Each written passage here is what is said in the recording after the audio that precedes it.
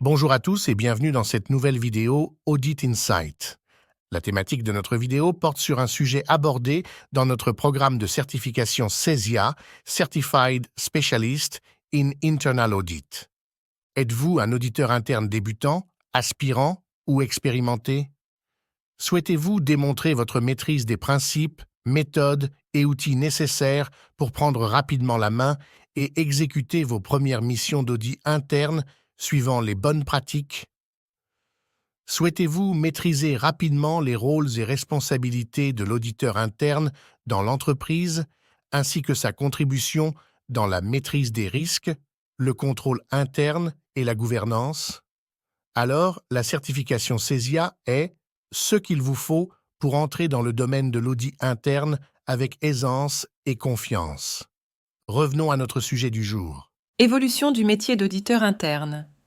L'audit interne en tant que fonction au sein des organisations a évolué au fil du temps pour devenir une pratique professionnelle reconnue et essentielle à la gestion efficace des entreprises.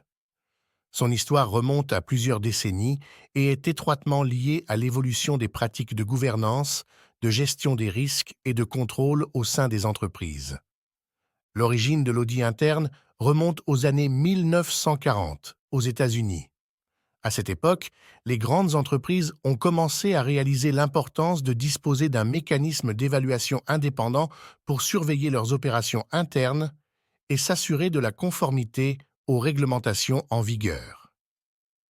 Les premières fonctions d'audit interne ont été créées principalement pour répondre aux besoins de vérification et de conformité financière. Au fil des décennies, le rôle de l'audit interne a évolué pour s'adapter aux défis et aux enjeux croissants auxquels les entreprises étaient confrontées. Dans les années 1970 et 1980, la profession a connu une expansion significative en raison des premiers scandales financiers retentissants et des faillites d'entreprises notables qui ont mis en évidence les lacunes des systèmes de contrôle interne existants. Aujourd'hui, l'audit interne joue un rôle crucial dans les organisations et son importance a été renforcée par les causes de la faillite de grandes entreprises et les exigences de la loi Sarbanes-Oxley de 2002. 6 événements ont eu un impact significatif sur la perception et l'évolution de l'audit interne tel qu'on le perçoit de nos jours. Les causes de la faillite de grandes entreprises, telles que Enron et WorldCom, ont révélé des lacunes majeures dans les pratiques de gouvernance d'entreprise, de gestion des risques et de contrôle interne. Des manipulations comptables, des fraudes financières et des systèmes de contrôle inadéquats ont été identifiés comme des facteurs contribuant à ces échecs.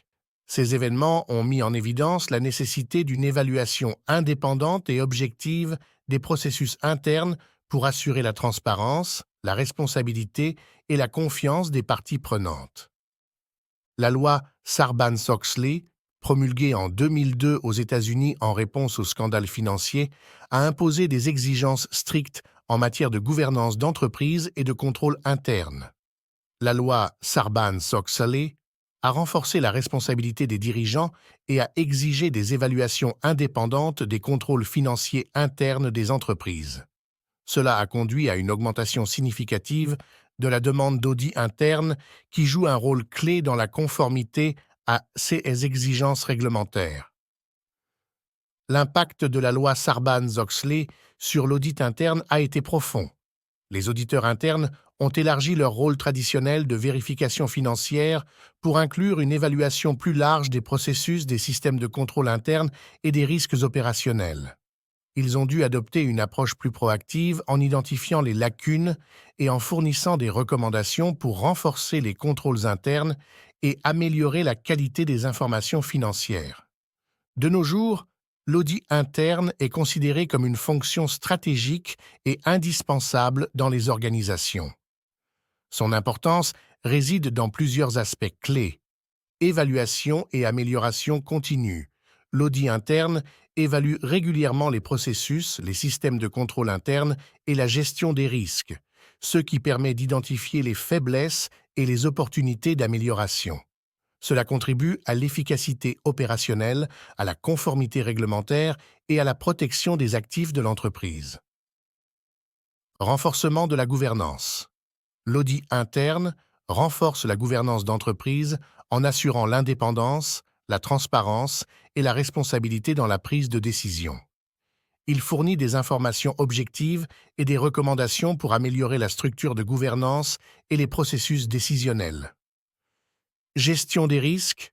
L'audit interne aide à identifier, évaluer et gérer les risques auxquels une organisation est confrontée. En examinant les processus de gestion des risques, il contribue à minimiser les impacts négatifs potentiels et à renforcer la résilience de l'entreprise. Conformité réglementaire. L'audit interne assure la conformité aux lois, aux réglementations et aux normes applicables.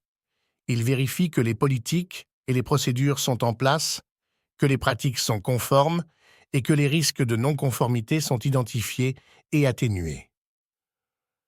Confiance des parties prenantes.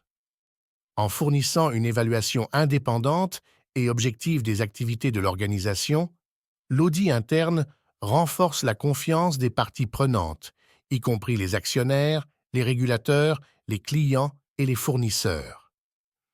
À retenir, L'audit interne est d'une importance capitale pour les organisations, en particulier en réponse aux causes de la faillite de grandes entreprises et aux exigences de la loi Sarbanes-Oxley.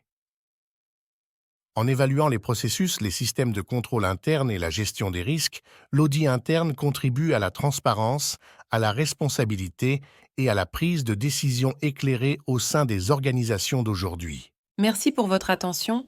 Rendez-vous au prochain sous-module.